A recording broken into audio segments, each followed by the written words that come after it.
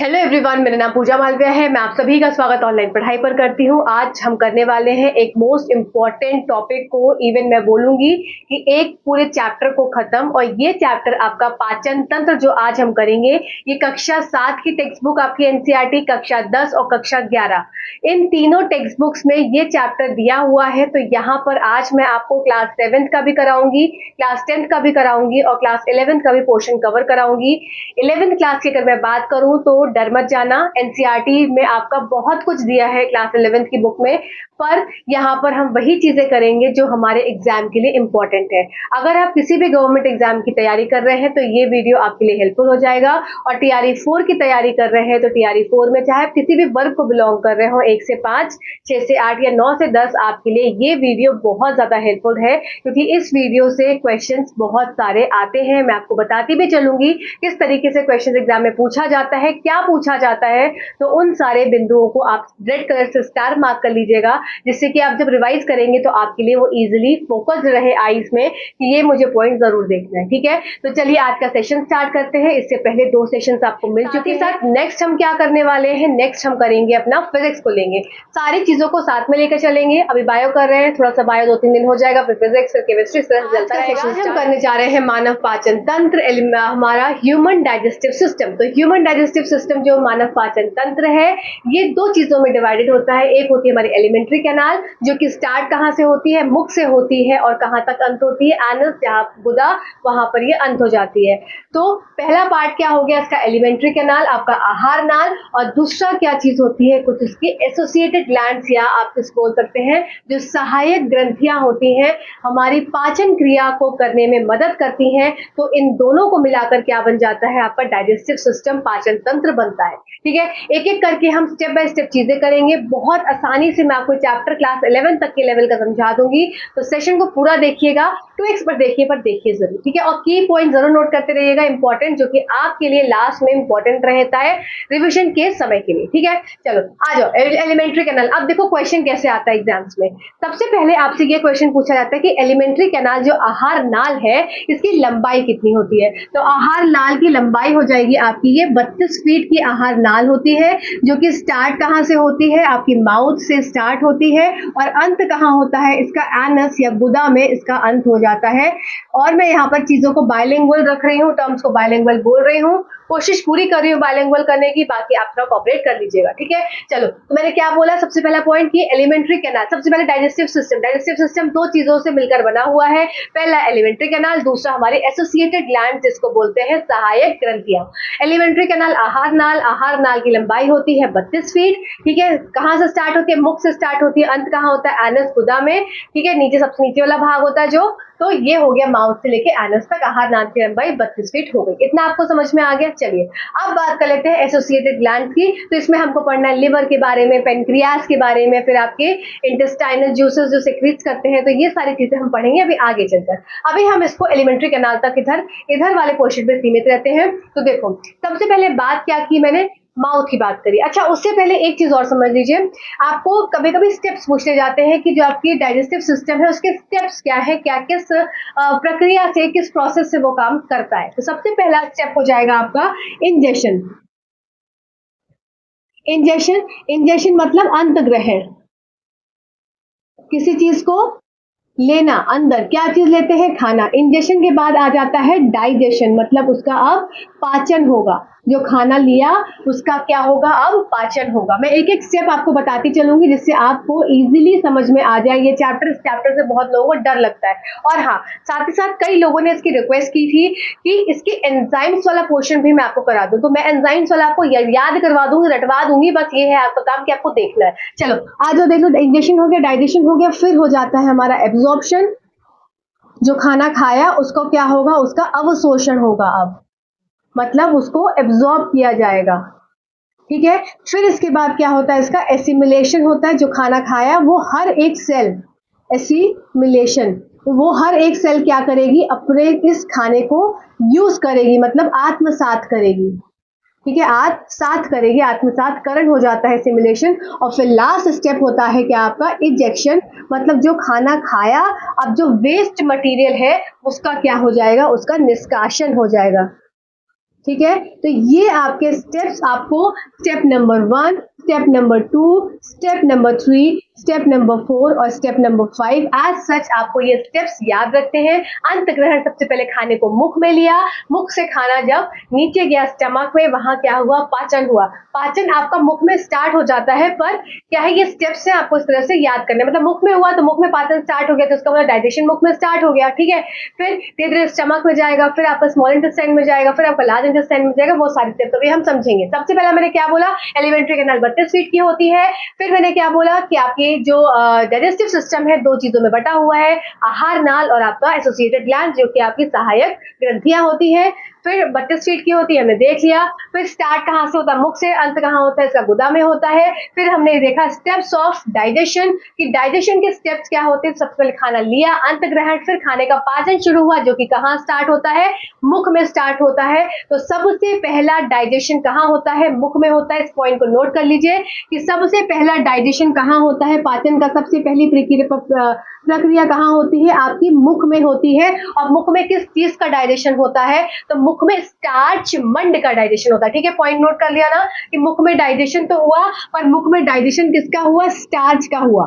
ठीक है, स्टार्च का हुआ, और स्टार्च मतलब मंड, आपका मंड का डाइजेशन हुआ, और ये आपका किसमें कन्वर्ट हो जाता है, ये आपका कन्वर्ट हो जाता है माल्टोज में। ठीक है, ये माल्टोज क्या है, आपका एक डाइसैकेराइड है, शुगर का फॉर्म है। ठीक है, स्टार्च था, स्टार्च कन्वर्ट हो गया किसमें, माल्टोज में। माल्टोज ये आपका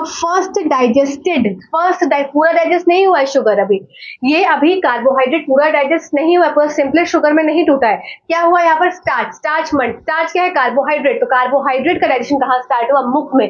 और मुख में किसका डाइजेशन हुआ, कार्बोहाइड्रेट के, स्टार्च का, मंड का। और मंड टूटा किसमें, आपका माल्टोज में टूट गया, जो कि एक क्या है, एक डाइसैकेराइड है। ठीक है, यहाँ तक सबको बात क्लियर हो गई। अभी सारी एंजाइम्स हम देखेंगे किस तरह से मुंह में कौन कौन सी एंजाइम्स होती है, स्टेप बाय स्टेप चलते रहेंगे। ठीक है, फिर डाइजेशन हो गया, मुख में स्टार्ट हो गया, फिर बाकी डाइजेशन कहाँ होता है आपका, स्टमक में, और फिर स्मॉल इंटेस्टाइन में होता है। फिर एसिमिलेशन, आत्मसातकरण होता है, अवशोषण मतलब कि जो खाना खाया अब वो क्या करेंगे, सेल्स उसको एब्जॉर्ब करेंगे ब्लड वेसल्स के हेल्प से। फिर ब्लड वेसल्स क्या करेंगे, हर एक खाने को डिफरेंट डिफरेंट ऑर्गन तक पहुंचा देंगे, इसको बोलते हैं आत्मसातकरण। जब खाना सेल्स यूटिलाइज कर पाए, कोशिकाएं उस खाने को उपयोग में ला पाए अपने आगे मेटाबॉलिक कार्य को करने के लिए, तब वो चीज हो जाती है सिमुलेशन, फिर रिजेक्शन, बाहर निकाल देना। ठीक है, यहाँ तक सबको बातें आई होप क्लियर हो गई होंगी। चलो आगे देख लेते हैं, आगे क्या है, यहाँ पर लिखा है कि जो हमारी बकल कैविटी है, बकल कैविटी मतलब मुख गुहा, जो खाना हम खाते हैं तो सबसे पहले कहाँ चला जाता है, आपका मुख में जाता है, तो उसका मतलब ये मुख गुहा, मुख में गया खाना। अब मुख में क्या क्या चीजें प्रेजेंट होती है, एक तो होता है दांत। ठीक है, सबको पता है दांत कट कट कट आवाज आती है। दूसरी चीज क्या होती है, टंग, जिसकी मदद से मैं बोल भी पा रही हूँ, और जिसकी मदद से मैं खाने को क्या है, मिक्स भी कर पा रही हूँ। उसमें से सलाइवा निकल रहा है, जो कि खाने को मिक्सिंग में, खाने को तोड़ने में मदद कर रहा है। ठीक है, यहाँ तक सबको क्लियर हुआ। क्या वो मैंने बोला कि मुख में क्या हुआ आपका, बकल कैविटी किस किस चीज से बनी है, दांत से बनी है और आपकी टंग से बनी है। अब देखो यहाँ पर क्या क्वेश्चंस आपके आते हैं। पहली चीज, डेंटल फॉर्मूला आपको पता होना चाहिए। तो डेंटल फॉर्मूला को पता करने के लिए आपका देखो, बच्चों में का डेंटल फॉर्मूला अलग होता है। अगर मैं यहाँ पर डेंटल फॉर्मूला बोलूं तो डेंटल फॉर्मूला आपका चाइल्ड का अलग होगा और एडल्ट का अलग होगा। ये हो गए एडल्ट और ये हो गए आपके चाइल्ड। ठीक है, सब चीज नोट करते चलना जरूर से। उससे पहले ये समझ लो कि हमारे पास कितने तरीके के दांत होते हैं। तो सबसे पहला होता है इंसीजर, कृंतक, जिससे हम काटते हैं। ठीक है, फिर हो गया आपका कैनाइन, जिससे हम फाड़ते हैं, साइड के जो नुकीले दांत होते हैं, रत्नक। फिर होते हैं प्रीमोलर्स, फिर मोलर्स। ठीक है, प्रीमोलर्स फिर मोलर। सबसे पहले हमारे कृंतक, रत्नक, अग्र चवर्णक, और फिर आपके चवर्णक या फिर आपके दाढ़, जिसको मोलर बोला जाता है। ठीक है, यहाँ तक सबको समझ में आया। अब सॉरी, इसके कितने नंबर होते हैं, तो कितना हो जाएगा, इंटीजर 6 नंबर, 6 मतलब 6 इंटीजर्स होते हैं, तो डबल कर देना, इंटू 2 कर देना। ठीक है, 6 ऊपर 6 नीचे, इस तरह से। कैनाइन 4 ऊपर 4 नीचे। ठीक है, फिर आपके 6 10 12, और फिर ये हो जाएगा आपका 12 और 4 16 दूनी 32। तो इस तरह से आप इसको टोटल इंटू 2 कर दीजिएगा। तो ठीक है, 6 4 2 4, इस तरह से आपके ये यहाँ पर इंसीजर्स, कैनाइन, प्रीमोलर्स और मोलर्स प्रेजेंट होते हैं। कृंतक आपके रंध्रक, अग्रचवर्णक और चवर्णक या दाढ़ यहाँ तक प्रेजेंट होती है। ठीक है, यहाँ तक सब क्लियर हो गया। अब देखो, अब डेंटल फॉर्मूला निकालना है। तो डेंटल फॉर्मूला निकालने के लिए सबसे पहले हमने क्या देखा, इंसीजर, फिर हमने क्या देखा, फिर हमने देखा कैनाइन्स, फिर हमने देखा प्रीमोलर्स, और फिर हमने देखा मोलर्स। ठीक है, ये हमने देखा। ठीक, अब देखो यहाँ पर डेंटल फॉर्मूला क्या हो जाएगा, 2 1 2 3 किसका? आपका एडल्ट का। एडल्ट का डेंटल फॉर्मूला 21 23 से याद रखो, 21 23 21 23, ठीक है। अब देखो चाइल्ड में एक क्वेश्चन आया है, आपके ही अदर एग्जाम्स में आया है कि चाइल्ड जो बच्चा होता है उसमें किस तरह के, मतलब बच्चे में कितने दांत होते हैं? 20 दांत होते हैं। अब उसमें किस तरह के दांत जो है वो एब्सेंट होते हैं? तो आपका आंसर हो जाएगा कि बच्चों में प्री मोलर्स नहीं पाए जाते, अग्र चवर्णक नहीं पाए जाते, ये बाद में डेवलप होते हैं। तो अग्र चवर्णक बच्चों में नहीं पाए जाते, तो इसीलिए इनका डेंटल फॉर्मूला क्या बन जाता है? इंसिजर्स, कैनाइन, प्रीमोलर्स, मोलर्स, ठीक है। तो इनका डेंटल फॉर्मूला क्या हो जाएगा? 2102, ठीक है। ये प्रीमोलर्स नहीं होते तो उसकी जगह 0 हो गया, तो 2102 क्या हो जाएगा आपका? ये बच्चों का डेंटल फॉर्मूला हो जाएगा, ठीक है। यहां तक सबको बातें क्लियर हो गई। और डाइफोडोंट, बच्चों ये दांत होते हैं इनको डाइफोडोंट क्यों बोलते हैं? क्योंकि एक बार टेम्पररी टीथ आते हैं जो कि आपके दूध के दांत होते हैं, और एक बार परमानेंट आते हैं जो कि आपके स्थायी रूप से प्रेजेंट रहते हैं, ठीक है। ये बात सबको समझ में आ गई? यहाँ तक सबके पॉइंट्स क्लियर हो गए होंगे आई होप, और आप नोट करते हुए चल रहे होंगे, ठीक है। चलो अब बात कर लेते हैं जीभ के बारे में। तो जीभ, जीभ हमारी मूव करती है, मूव कर रही है ना, मैं बोल रही हूँ मेरी जीभ मूव कर रही, नहीं मूव पकड़ लो, क्या अगर मैंने पकड़ लिया तो क्या मेरी जीभ मूव करेगी? नहीं मूव करेगी, और साथ साथ मैं बोल भी नहीं पाऊंगी। इसका मतलब कि जीभ को मेरे को आवाज को निकलने के लिए या मुझे कुछ खाने के लिए उसको ऐसे ऐसे च्यू करने के लिए मेरी जीभ का मूवमेंट होना बहुत जरूरी है। तो इसीलिए कहा जाता है कि टंग इज अ, कौन किस तरह का ऑर्गन है? जो हमारी जीभ है वो किस तरह का अंग है शरीर का? तो मांसपेशी अंग है, मस्कुलर ऑर्गन है, इस बात को नोट करेंगे। दूसरा इंपॉर्टेंट पॉइंट कि जो टंग है वो यहाँ से जुड़ी हुई है, बेस से आंख और ये वाला हिस्सा क्या है? अंदर से जुड़ा हुआ है। इसका मतलब एक फ्लोर पे, ये जो जॉ है हमारी, जो जबड़ा है इसके फ्लोर से जुड़ी हुई है। तो ये जब अटैच से फ्लोर से जुड़ी होती है, तो जिस पोर्शन से ये जुड़ी होती है, ये क्लास 11th का है, ये इतना सा टॉपिक इधर से जो लिखा हुआ है, तो इसको नोट कर लेना, एक बार सुन लेना, कभी आ जाए मान लो तो इसमें ये ना हो कि आपको आता ना हो। तो क्या इससे जुड़ी होती है? ये फ्रेनुलम से जुड़ी होती है, हिंदी में भी इसको फ्रेनुलम ही बोलते हैं। तो जो आपकी टंग है, वो टंग जो यहाँ पे जॉ से जुड़ी हुई है, निचले भाग से जो ऐसा तार सा होता है, वो किसको क्या बोलते हैं? उसको फ्रेनुलम बोलते हैं, हिंदी में भी इसको फ्रेनुलम बोलते हैं। तो टंग किससे अटैच है? फ्रेनुलम से अटैच है। अब देखो टंग के ऊपर सब लोग अपनी जीभ को देखना, शीशे में कुछ बूंदी बूंदी बूंदी बूंदी जैसी दिखती होगी, है ना। टंग के ऊपर कुछ ऐसी छोटी छोटी डॉट्स सी दिख रही है, तो वो डॉट्स क्या होते हैं? वो पैपिले होते हैं। वही पैपिले क्या काम करते हैं? टेस्ट बड्स होते हैं। तो टेस्ट बड मतलब कि हमारी क्या हो गई है? स्वाद कलिकाएं। तो स्वाद कलिकाएं जो है वो कहाँ प्रेजेंट होती है? ऊपर सतह के, टंग के ऊपर की सतह पर प्रेजेंट होती है, जिनको पेपिले बोलते हैं। हिंदी में भी पेपिले, इंग्लिश में भी पेपिले, और इसको टेस्ट बड या स्वाद कलिकाएं बोला जाता है। अब पेपिले कितने प्रकार के हैं उतना डीप में मत जाओ, यहाँ पर देखना है कि टेस्ट बड कौन कौन से कहाँ प्रेजेंट होते हैं। जैसे कि ये हो गया आपका, ये नीचे वाला, सबसे नीचे वाला, टंग का नीचे वाला जब टिप होती है वहां पर हमको मीठा समझ में आता है, ठीक है। साइड के हिस्सा, आगे का अग्र साइड वाला हिस्सा हो गया, है ना, सॉल्टी। फिर पीछे का हिस्सा हो गया कैसा? खट्टा। और एकदम पीछे जो एकदम तालू के एकदम नीचे होता है वो होता है हिस्सा कैसा? कड़वा सेंस करने वाला, ठीक है। यहाँ तक सबको बातें क्लियर हो गई? मैंने क्या क्या बोला? मैंने बोला कि जो हमारी डाइजेस्टिव सिस्टम है, पाचन तंत्र है, वो हमारी एलिमेंट्री कैनाल, आहार नाल और साथ ही साथ हमारी डाइजेस्टिव ग्लैंड से मिलकर बनी होती है। आहार नाल की लंबाई 32 फीट होती है, जो कि मुख से स्टार्ट होती है और गोदाम में जाकर खत्म होती है। दूसरी बात, आहार नाल में हमारा स्टार्ट हुआ मुख, तो मुख में क्या है? डाइजेशन सबसे पहले होता है। तो किस चीज का डाइजेशन सबसे पहले होता है? तो स्टार्ट डाइजेशन कहाँ हो जाता है? पाचन कहाँ क्रिया स्टार्ट हो जाती है? मुख में स्टार्ट हो जाती है। और किस चीज का डाइजेशन होता है? मंड का डाइजेशन होता है। मंड किसमें परिवर्तित होता है? तो मंड क्या है? एक आपका एक कॉम्प्लेक्स आपका क्या है? कार्बोहाइड्रेट है। तो इसका मतलब कार्बोहाइड्रेट एक जटिल रूप है। तो जटिल रूप किसमें कन्वर्ट होगा? सरल में। अब सरल में पूरे सरल में कन्वर्ट नहीं हो जाएगा, तो किसमें कन्वर्ट होगा? डाइसेक्राइड फॉर्म में कन्वर्ट हो जाएगा, जिसको बोलते हैं माल्टोज। तो इसका मतलब यहाँ पर लगभग 30% क्या है? कार्बोहाइड्रेट का डाइजेशन होता है किसमें? मुख के अंदर। तो मुख में डाइजेशन की प्रक्रिया स्टार्ट हो जाती है। अभी हम देखेंगे डिफरेंट एंजाइम्स, वो भी आप चिंता मत करिएगा, ठीक है। देख सभी वही देखने वाले। फिर हमने देखा क्या?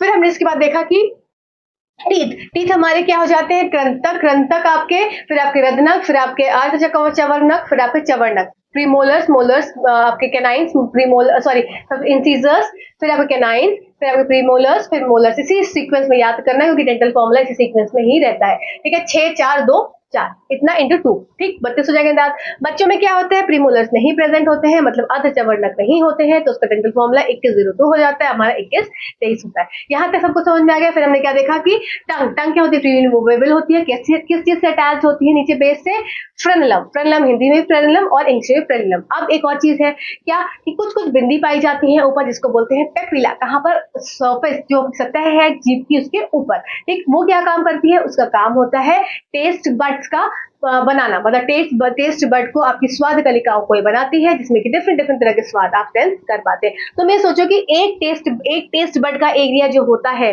पेपिले बहुत तरीके के होते हैं, 3-4 तरीके के। अब एक पेपिले 1600 टाइप्स के टेस्ट को सेंस कर सकता है, मतलब तुम सोच सकते हो।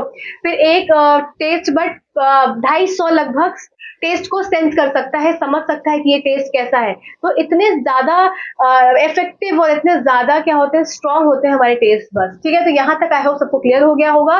चलिए आइए अब देख लेते हैं इसके बाद सलाइवरी ग्लैंड जान लेते हैं, लार के बारे में, आपके सलाइवा के बारे में। तो सलाइवा में सबसे पहले इलेक्ट्रोलाइट्स प्रेजेंट होते हैं, ये क्लास 11 की बुक में लिखा है, ठीक है। आपके 10th तक की बुक में इलेक्ट्रोलाइट्स के बारे में कोई भी जिक्र नहीं है, तो सिर्फ सुन लो एक बार, और बाकी 9, 10 तो 6 to 8 वाले एक बार नोट कर लेंगे, ठीक है। क्या क्या इलेक्ट्रोलाइट्स होते हैं आपके, आप याद कैसे रखेंगे, नकल से, नकल, NA न क ल, ठीक है। Na नकल से याद रखना, न क ल, तो भूलोगे नहीं। Na positive, sodium positive, potassium K+ और Cl- नकल, और साथ ही साथ आपका HCO3- भी एक और होता है, तो उसको HCO3-, ठीक है। चलो, तो ये इलेक्ट्रोलाइट्स क्या क्या प्रेजेंट हुए आपके, नकल और HCO3-, ठीक, साथ याद हो गया। अब देखो एंजाइम्स, अब कुछ एंजाइम्स भी प्रेजेंट होती है आपके सलाइवा में, ठीक। तो ये एंजाइम्स क्या करेंगी, ये एंजाइम्स डाइजेशन में हेल्प करेंगी, जैसे कि सलाइवरी अमाइलेज। तो पहली एंजाइम क्या हो गई, सलाइवरी अमाइलेज, हिंदी में भी यही है, इंग्लिश में भी यही है, ठीक है। तो सलाइवरी अमाइलेज क्या काम करती है, ये आपके स्टार्च को, मंड को डाइजेस्ट करती है, और मंड को क्या है, ये आपका जटिल रूप है, तो ये जटिल मंड को किस में कन्वर्ट कर देती है, एक सिंपलर या आपका ये डाइसेकेराइड में कन्वर्ट कर देती है, ठीक है। चलो अब बात कर लेते हैं क्या, लाइजोजाइम। लाइजोजाइम का काम क्या होता है, ये एक तरह से एंटीबैक्टीरियल होता है।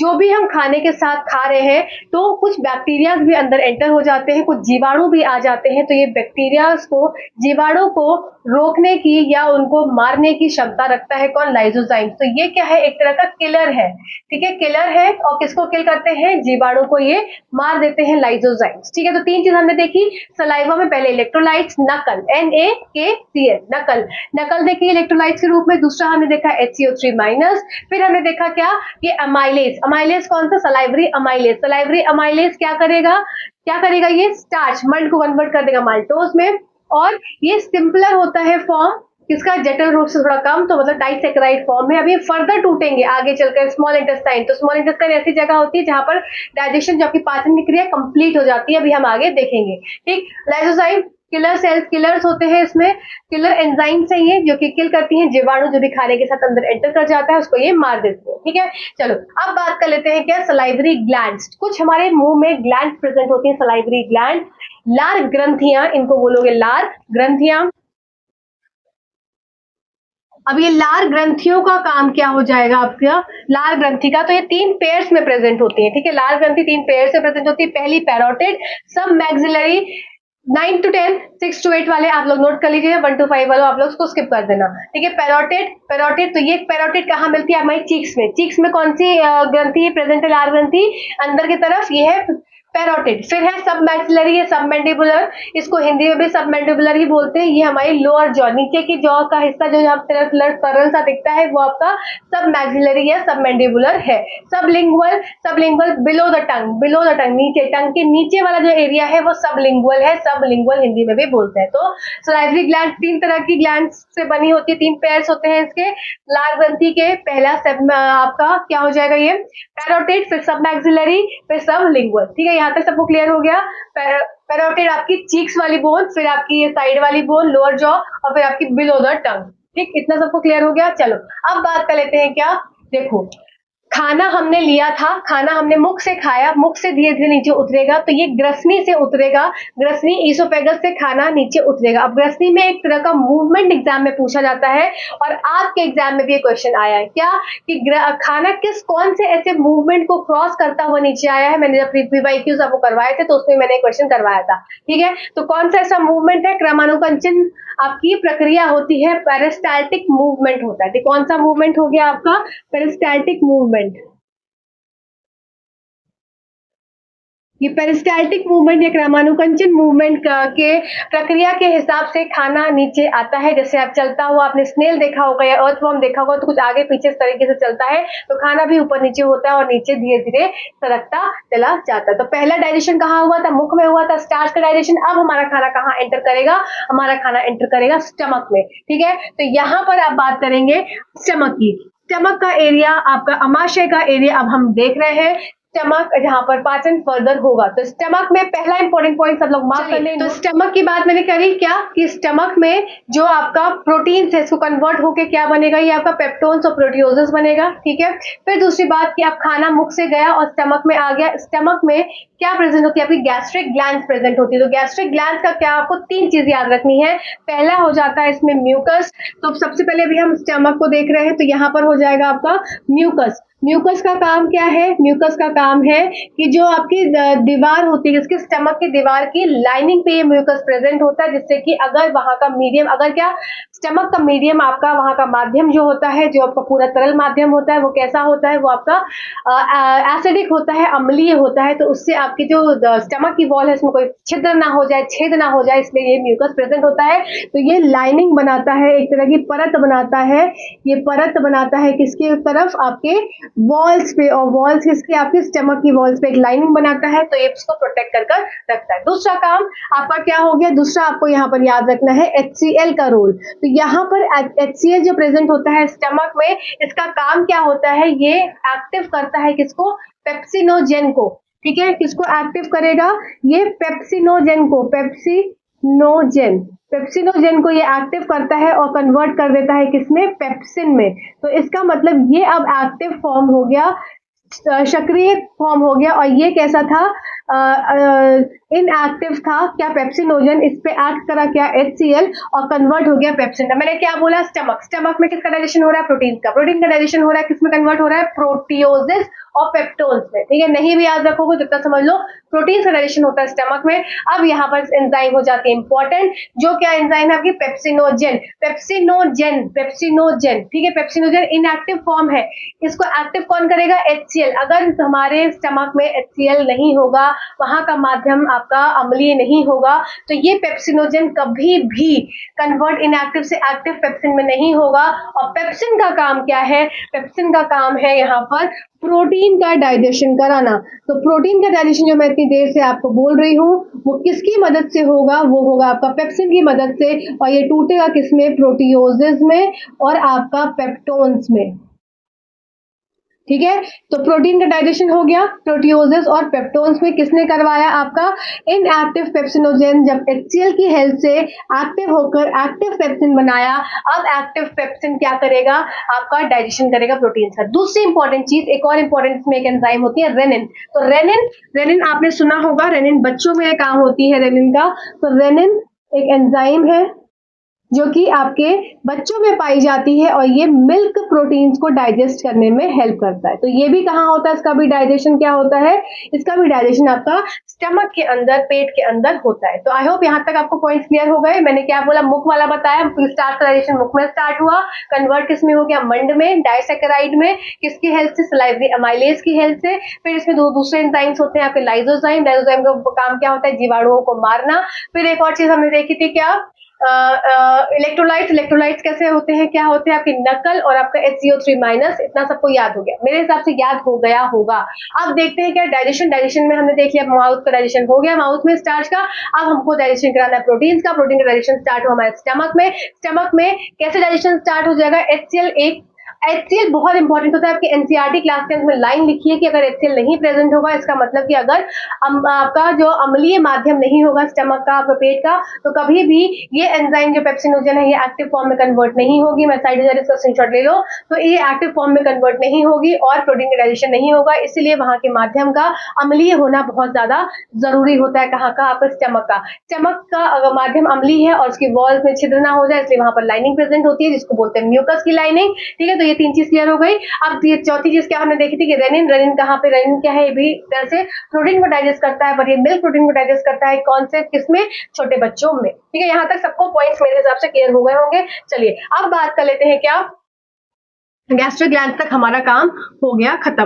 अब देखो, अब इसके बाद हमने क्या किया, हम स्टमक में पहुंच चुके हैं। स्टमक की एक चीज और देख लो, क्लास 6 to 7, क्लास 9 to 10 वाले लोग, बहुत इंपॉर्टेंट है आपके लिए कि स्टमक के पास 3 तरह की जो स्टमक जो है आपकी लेयर्स से बना होता है, या स्टमक में, स्टमक लेयर्स नहीं बोलेंगे, स्टमक के पार्ट्स हैं ये। ठीक है, पार्ट्स ऑफ स्टमक। तो स्टमक का पार्ट सबसे पहला क्या हो गया? फंडस, फिर कार्डियक, फिर बॉडी, फिर पाइलोरिक। तो ये सिर्फ क्लास 11 की बुक में एक है आपका पूरा टॉपिक, इसको एक बार जरूर से निगाह डाल लो, क्योंकि आपको ऑप्शंस एलिमिनेट करने में आ जाता है, तो आप more than one of the above में आप फंस जाएंगे। ठीक है, तो फंडस, फिर कार्डियक, फिर बॉडी, फिर पाइलोरिक। पाइलोरिक एरिया से क्वेश्चन कई बार आया है कि वो कौन सा पार्ट है स्टमक का जो कि छोटी आंत से जुड़ा होता है। तो ये आपका यहाँ पर जाकर जब ये आपका जेजुनम हो जाएगा, ये आपका ड्यूडेनम हो जाएगा, डी शेप का ड्यूडेनम हो जाएगा, फिर यहाँ से स्टार्ट हो जाती है आपकी छोटी आंत। ठीक है, इस तरीके से। तो पाइलोरिक एरिया, हिंदी में भी पाइलोरिक बोलते हैं। पाइलोरिक एरिया ऐसा भाग है स्टमक का जो कि किससे अटैच होता है? स्मॉल इंटेस्टाइन से अटैच होता है। प्लीज इस पॉइंट को नोट करके सभी 6 to 8 और 9 to 10 वाले लोग लिखकर रखेंगे अपने पास। ठीक है, तो ये क्या हो गया? बॉडी, और ये कार्डियक, FCBP, FCBP। ठीक है, FCBP से याद कर लो, ब्लड प्रेशर, और CFFC जैसे भी याद करो। ठीक है, तो फंडस, फंडस देखो आप कैसे याद करोगे, हम फंडस, खाना खाया, और कब खाया? फंडे वाले दिन खाना खाया। फंडे मतलब संडे वाले दिन फन था, बहुत ज्यादा मस्ती में थे तो खाना खाया। फंडे वाले दिन खाना खाया। फंडस ऊपरी भाग, बहुत ज्यादा खुश थे, ऊपर से बहुत ज्यादा खुश थे। तो अब इफेक्ट किस पे है? कार्डियक पे इफेक्ट है, सिर्फ याद करने का तरीका है। हार्ट पर इफेक्ट आ गया, फिर हमारे पूरे शरीर पे इफेक्ट आ गया, फिर पाइलोरिक, फिर हम एकदम पागल से हो गए। तो ये याद करने का तरीका होता है किस तरीके से। फंडस, फंडस खाना, पेट की बात हो रही है तो फंडे, फंडे मतलब खाना खाया। खाना खाया तो किस पे इफेक्ट किया? कार्डियक, कार्डियक आपके एक हार्ट पे इफेक्ट किया। देखो इससे क्या होता है, रिलेट हो जाती है चीजें और आप एग्जाम में इसको रिकॉल कर पाते हैं। क्या मैंने बोला? खाना खाया फंडे वाले दिन, तो मतलब फंडस। ठीक है, फंडस हो गया, याद हो गया, फंडस फंडस फंडस फंडस। अब दूसरा क्या है याद करना आपको कि खाना खाने के बाद क्या हो गया? हार्ट पे इफेक्ट आया, क्योंकि हमने बहुत ज्यादा फन किया और बहुत ज्यादा खा लिया मिर्च मसाला, तो हार्ट पर इफेक्ट आया, तो कार्डियक। अब हार्ट के साथ साथ जब हार्ट को दर्द हो रहा है तो उसका पूरी बॉडी में ही इफेक्ट आएगा, तो हार्ट के बाद बॉडी हो गया, कार्डियक और बॉडी। फिर क्या हो गया? पाइलोरिक। अब हम थोड़े से पगला से गए, एकदम से अनकॉन्शियस स्टेट में आ गए, तो पाइलोरिक हो गया, एकदम पगला से गए। तो यहाँ से आपको चीजें रिलेट करके आप इसको याद कर सकते हैं। ठीक है, तो यहाँ तक आपको पॉइंट्स क्लियर हो गए होंगे। चलिए अब बात कर लेते हैं क्या, स्मॉल इंटेस्टाइन की। स्मॉल इंटेस्टाइन, छोटी आंत। छोटी आंत वो एक जगह होती है, वेरी इंपॉर्टेंट है, इंपॉर्टेंट मार्क करो सभी वर्ग वाले, चाहे कक्षा 1 से 5 हो, चाहे 6 से 8, चाहे 9 से 10, सबको इंपॉर्टेंट मार्क करना है कि स्मॉल इंटेस्टाइन एक ऐसी जगह है जहां पर आपका एब्जॉर्प्शन भी होता है, अवशोषण भी होता है, साथ साथ आपका पाचन की क्रिया भी होती है, और यहाँ पर ऐसी जगह पर पाचन की क्रिया कंप्लीट होती है। ठीक है, पाचन की क्रिया यहाँ पर कंप्लीट हो जाती है, कहाँ पर? आपकी स्मॉल इंटेस्टाइन, छोटी आंत में। तो यहाँ डाइजेशन भी होगा और आपका क्या होगा? अब्सॉर्प्शन, एब्जॉर्प्शन भी हो जाएगा। एब्जॉर्प्शन के लिए यहाँ पर इंपॉर्टेंट हो जाते हैं क्या, आपको इंपॉर्टेंटली याद रखना है। देखो मैं अभी इसका डाइजेशन वाला पार्ट आपको अलग से बताऊंगी पूरा रब पर, क्योंकि आपको वो चार्ट याद करना पड़ेगा। ठीक, अभी एब्जॉर्प्शन समझ लो। तो यहाँ पर क्या है? विलाय प्रेजेंस होते हैं, जो कि आपके फिंगर नुमा स्ट्रक्चर होते हैं कुछ इस तरीके से, और इनका काम क्या होता है? ये इनके पास प्रेजेंट होते हैं ब्लड वेसल्स। ठीक है, इनके पास इस तरीके से ब्लड वेसल्स प्रेजेंट होते हैं जो कि खाने को एब्जॉर्ब करने में मदद करते हैं, और सेल ब्लड जो है वो सारे सेल्स तक इन खाने को पहुंचा देता है। तो एब्जॉर्प्शन का काम क्या हो गया?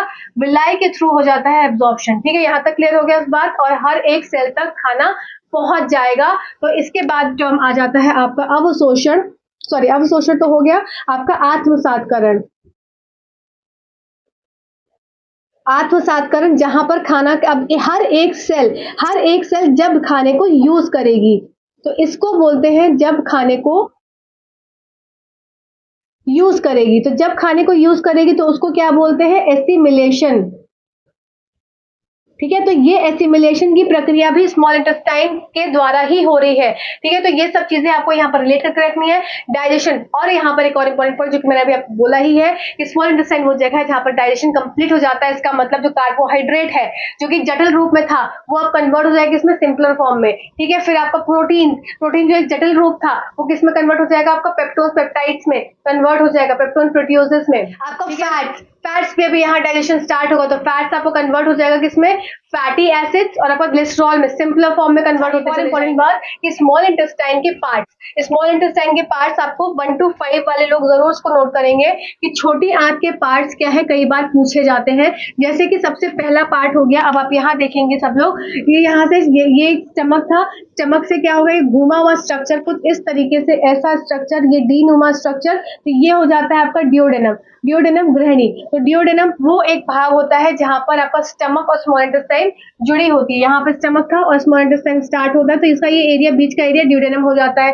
फिर इसका मतलब कि स्मॉल इंटेस्टाइन किस किस चीजों से बनी है मिलकर, तो पहला हो गया आपका डियोडेनम, फिर हो जाता है आपका जेजनम, और फिर हो जाता है आपका इलियम। इलियम जो होता है हाईली कॉइल्ड, बस इतना याद रखो कि स्मॉल इंटेस्टाइन में 3 पार्ट, डियोडेनम, जेजुनम और इलियम। फिर लार्ज इंटेस्टाइन में 3 पार्ट, सीकम, कोलोन और रेक्टम। और सीकम, देखो वेरी इंपॉर्टेंट, एक और पॉइंट को नोट करेंगे, सीकम, सीकम एरिया जो होता है किसका, लार्ज इंटेस्टाइन का, बड़ी आंत का।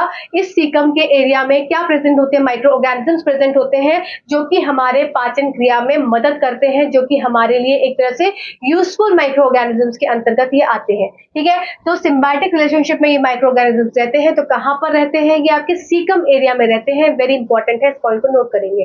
ठीक, फिर कोलोन, कोलोन में भी हमने देखा कि ये आपका असेंडिंग कोलोन, फिर ये ट्रांसवर्स कोलोन, फिर आपका ये डिसेंडिंग कोलोन। असेंडिंग कोलोन इस तरह से बढ़ता हुआ, फिर ट्रांसवर्स कोलोन इस तरह से, इस तरह इस एरिया में गया हुआ, फिर डिसेंडिंग कोलोन नीचे गिरता हुआ, और फिर आ जाएगा रेक्टम। रेक्टम एरिया मतलब मलाशय, जो कि आपका किससे जुड़ा होता है, गुदा से जुड़ा होता है। तो ये आपका डिसेंडिंग कोलोन, और फिर आपका ये रेक्टम से जुड़ा, फिर ये एनस जहां से आपका स्टूल निकल जाता है बाहर। यहां तक सबको पॉइंट्स क्लियर हो गए।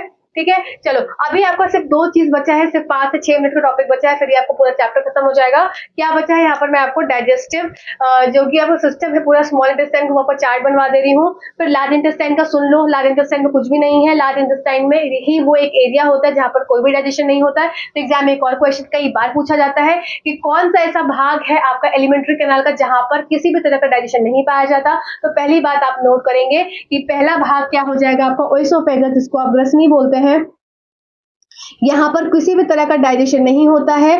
दूसरा भाग आपको याद रखना है कि लार्ज इंटेस्टाइन जो बड़ी आंत होती है, यहाँ पर भी आपका किसी भी तरह का कोई भी डाइजेशन नहीं होता। तो बड़ी आंत और आपका ग्रसनी, यहाँ पर ये 2 ऐसे अंग होते हैं जिसके आपके एलिमेंट्री कैनल, आहार नाल के, जहाँ पर किसी भी तरह का डाइजेशन नहीं होता। तो इसका मतलब अब लार्ज इंटेस्टाइन में क्या हो रहा होगा, तो लार्ज इंटेस्टाइन में अवशोषण होगा, एब्जॉर्प्शन होगा। एब्जॉर्प्शन किस चीज का होता है, तो यहाँ पे इंपॉर्टेंटली आप याद रखेंगे कि लार्ज इंटेस्टाइन में एब्जॉर्प्शन होता है वाटर का, कुछ सॉल्ट्स का।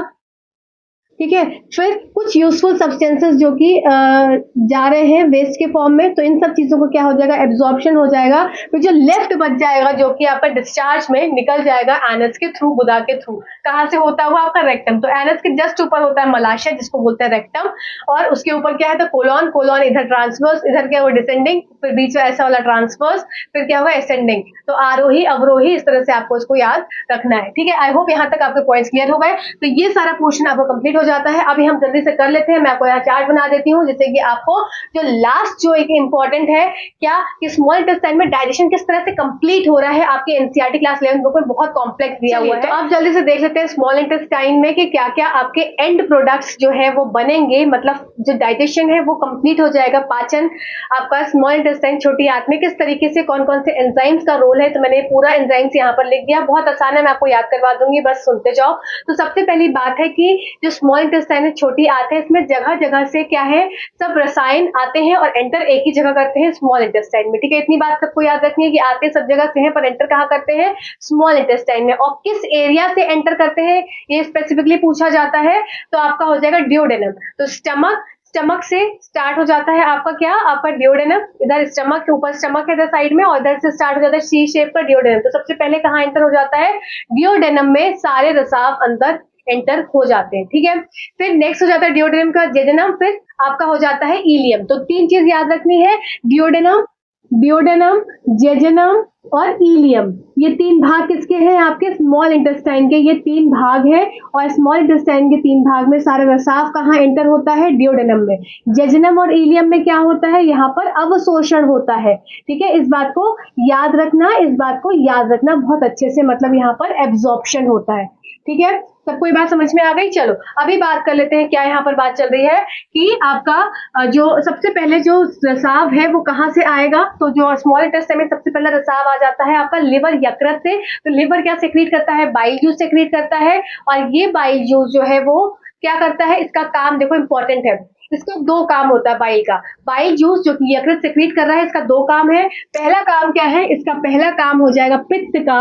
पहला काम होगा कि ये जो माध्यम है, कहाँ का माध्यम? जो कि खाना हमारा आ रहा था कहाँ से? मुख से पेट में कैसा था माध्यम?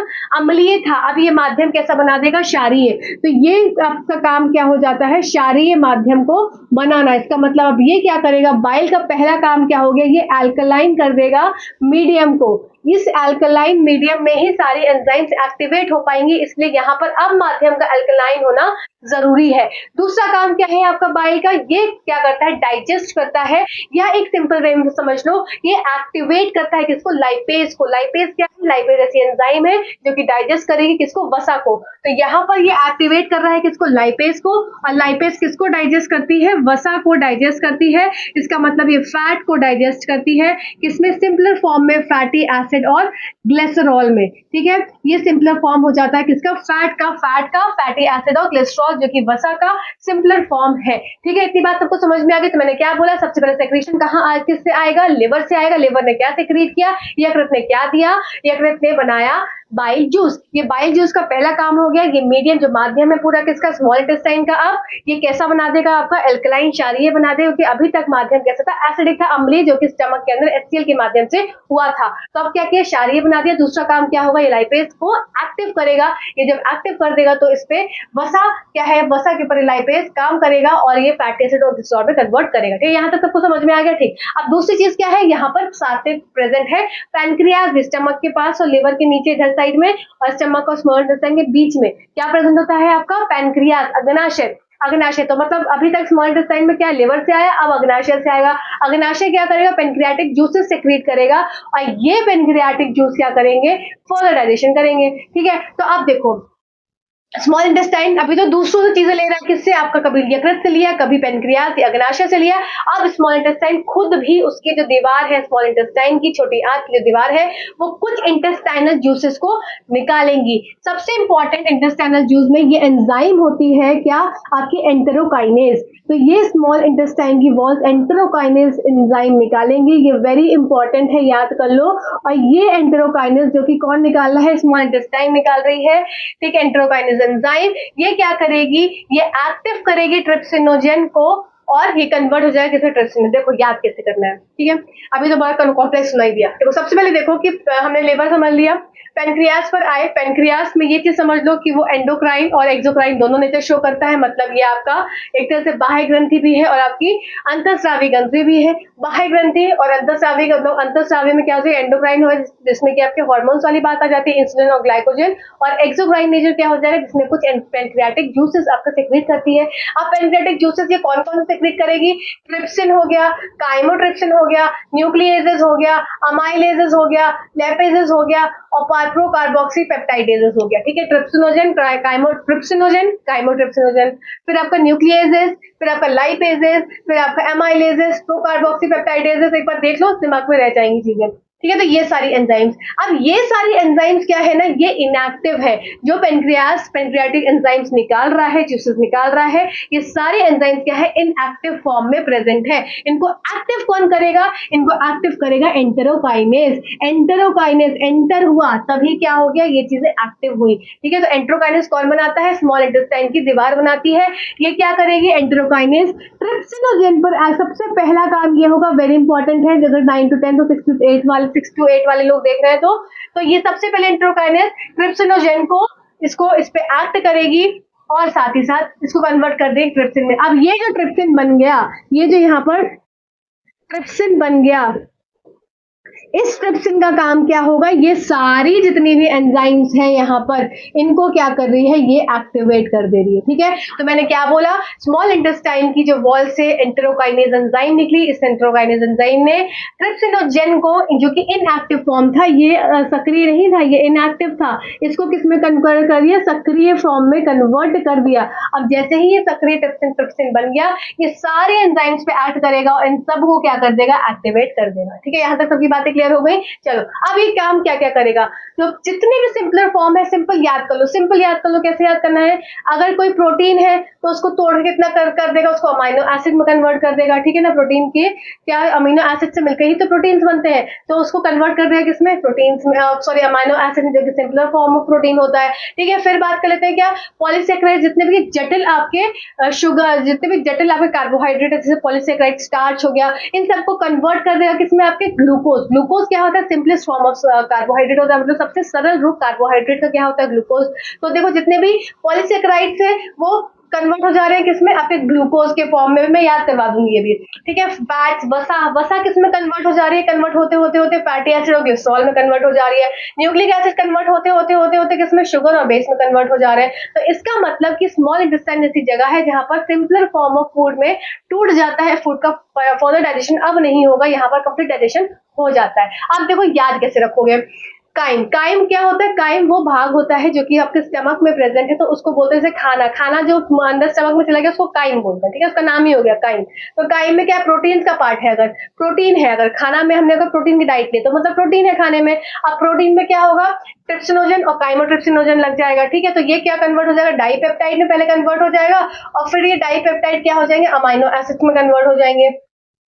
ठीक, अब अगर पॉलीसेकेराइड है काइम, काइम अगर कार्बोहाइड्रेट खाना, मतलब खाना जो खाया वो कार्बोहाइड्रेट रिच है, तो मतलब वो काइम कैसा हो गया, अब कार्बोहाइड्रेट वाला खाना हो गया। तो उसमें अमाइलेज, हमेशा कार्बोहाइड्रेट पे अमाइलेज लगता है, हमेशा प्रोटीन पे ट्रिप्सिन काइमोट्रिप्सिन लगता है, हमेशा फैट पे लाइपेज एंजाइम लगता है, हमेशा न्यूक्लिक एसिड पे न्यूक्लिएजेस लगता है, नाम से क्लियर है। ठीक है, तो फैट लाइपेज और आपका पॉलीसेकेराइड, कोई भी आपका सेकेराइड्स होंगे मतलब ग्लूकोज वाले फॉर्म होंगे या फिर कार्बोहाइड्रेट होंगे, तो उसमें क्या लगेगा, उसमें अमाइलेज लगेगा। ठीक है, ये एंजाइम्स हमेशा होते हैं, यहाँ पर मैं साइड में लिख दे रही हूँ जिससे कि आप ना इसको रिलेट कर पाओगे, क्या मैं बोल रही हूँ इसको मैं साइड में लिख देती हूँ। जैसे कि आपका अगर कोई भी कार्बोहाइड्रेट है, एक मिनट मार्कर चेंज कर लूँ, just a second, just a second. हाँ, कोई भी अगर कार्बोहाइड्रेट है, ठीक है, कोई भी अगर कार्बोहाइड्रेट है तो उस पर कौन सी एंजाइम एक्ट करेगी, उस पर एंजाइम एक्ट करेगी अमाइलेज। कोई भी अगर प्रोटीन है या पेप्टोन है, कुछ भी है, तो इस पे कौन सी एक्ट करेगी, ट्रिप्सिन, ट्रिप्सिनोजन। ठीक है, फिर काइमोट्रिप्सिन, मतलब ट्रिप्सिन वाली हो जाएंगी। ठीक, फिर आपका क्या बचा इसमें, हाँ फैट्स है, कोई भी अगर वसा वाला खाना है तो इस पे क्या एक्ट करेगी, इस पे एक्ट करेगी लाइपेजेस एंजाइम। ठीक, कार्बोहाइड्रेट प्रोटीन फैट। अब आ गया न्यूक्लिक एसिड, न्यूक्लिक एसिड पे कौन सी एक्ट करेगी, न्यूक्लिएजेस।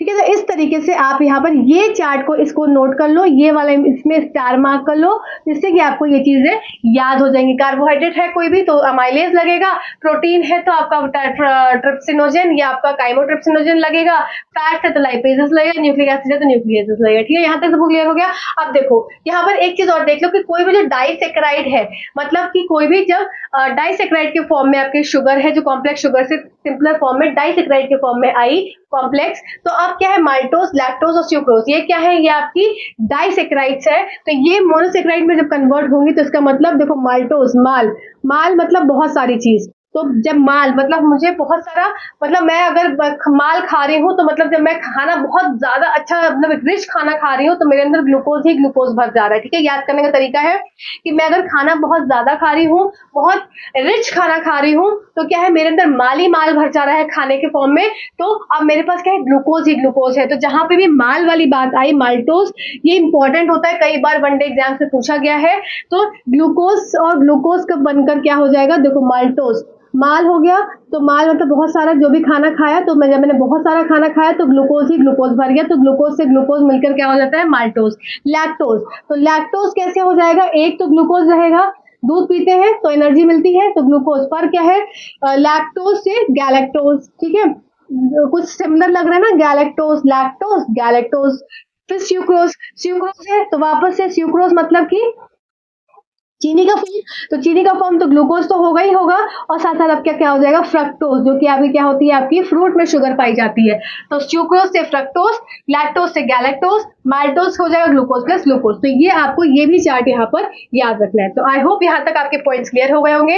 अब अगर मैं एक सिंपल आपको एक रिकॉल करवा दूं कि हमने क्या क्या चीजें पढ़ी थी, जस्ट जल्दी से मैं पूरी एलिमेंट्री कैनाल आपको आहार नाल रिवाइज करवा देती हूँ, कैसे आपको डाइजेशन होना, फटाफट से हम रिवाइज करेंगे। तो डाइजेशन हमारा पाचन, ठीक है, हम इसको रिवाइज करेंगे विद इन 2 मिनट्स। डाइजेशन पाचन, ठीक है, तो पाचन हुआ, सबसे पहला पाचन कहाँ हमने देखा, हमने मुख में देखा, माउथ में देखा सबसे पहला पाचन। तो माउथ में किस चीज का पाचन हुआ, स्टार्च का पाचन हुआ, ठीक है, मंड का पाचन हुआ, और ये मंड किस में कन्वर्ट हो गया था आपका, ये माल्टोज में कन्वर्ट हो गया था, और यहाँ पर सलाइवरी अमाइलेज एंजाइम यूज हुई थी, ठीक है, स्टार्च मंड जो कि माल्टोज में कन्वर्ट हुआ था, मुख में ये काम हुआ था। दूसरा हमने देखा था स्टमक, स्टमक में क्या हुआ था, स्टमक में आपका प्रोटीन्स का डाइजेशन हुआ था, और प्रोटीन्स के डाइजेशन के लिए एंजाइम्स कौन सा लगा था यूज, यहां पर पेप्सिन, ठीक है, पेप्सिन, पेप्सिन, और ये एक्टिव किसकी मदद से हुआ था, एचसीएल की मदद से ये क्या हो गया था, ये एक्टिव हो गया था, और प्रोटीन्स को प्रोटियोसिस और पेप्टोन्स में इसने तोड़ा था, ठीक है, और माध्यम कैसा चाहिए था स्टमक का, हमें एसिडिक स्टमक का माध्यम चाहिए था। अब देखते हैं स्मॉल इंटेस्टाइन, स्मॉल इंटेस्टाइन में क्या था, यहाँ पर क्या था, कंप्लीट डाइजेशन हो रहा है, सबसे पहला इंपॉर्टेंट पॉइंट, यहाँ पर डाइजेशन पूरा कंप्लीट हो रहा है। दूसरा इंपॉर्टेंट पॉइंट यहाँ पर क्या था, यहाँ पर डाइजेशन के लिए फैट्स, फैट्स का डाइजेशन हुआ तो किसकी मदद से हुआ था, लाइपेज की मदद से, जो कि किसने निकाला था, लिवर ने सेक्रीट किया था, नहीं, यहां पर फैट्स का डाइजेशन हुआ लाइपेज की मदद से, तो फैटी एसिड और ग्लिसरॉल बन गया, और साथ ही साथ यहाँ पर जो आपका लिवर, लिवर भी सेक्रीट करता है क्या, आपका बाइल, जो कि फैट्स को इमल्सिफाई करने में मदद करता है। दूसरा हमने देखा कि यहाँ पर प्रोटीन्स, प्रोटीन्स, फिर आपका कार्बोहाइड्रेट्स, फिर आपका फैट्स, इन सब के डाइजेशन के लिए किसकी जरूरत पड़ी थी, एंटेरोकाइनेज की जरूरत पड़ी थी, सबसे पहले एंटेरोकाइनेज की जरूरत पड़ी, और एंटेरोकाइनेज कौन बना रहा था, एंटेरोकाइनेज बना रहा था स्मॉल इंटेस्टाइन की वॉल्स बना रही थी, तो ये एक्टिवेट कर रही थी किसको, ट्रिप्सिन को।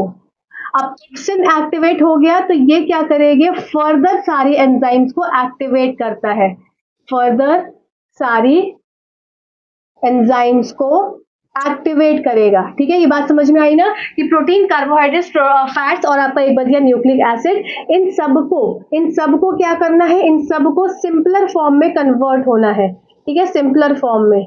अब सिंपलर फॉर्म में क्या हो जाएगा, प्रोटीन्स का क्या हो जाएगा, सबसे पहले प्रोटीन्स का हो जाएगा आपका अमाइनो एसिड्स, ठीक है, कार्बोहाइड्रेट्स का क्या हो जाएगा, कार्बोहाइड्रेट्स हो जाएंगे सिंपल शुगर,